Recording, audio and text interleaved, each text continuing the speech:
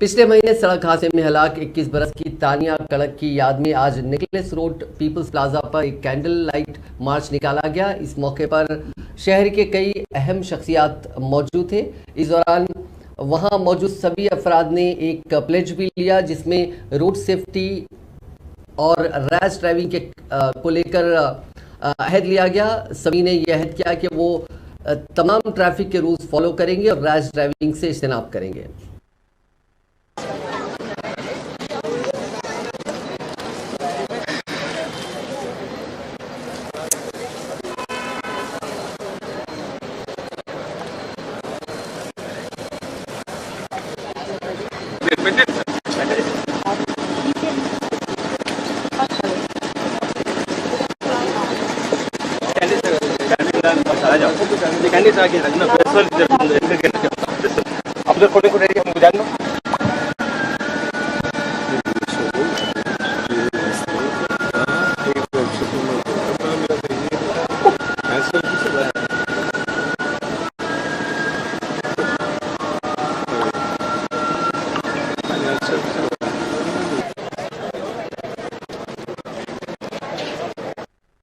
Condolences and sympathies to Lara, Feroz and all family members of Tanya.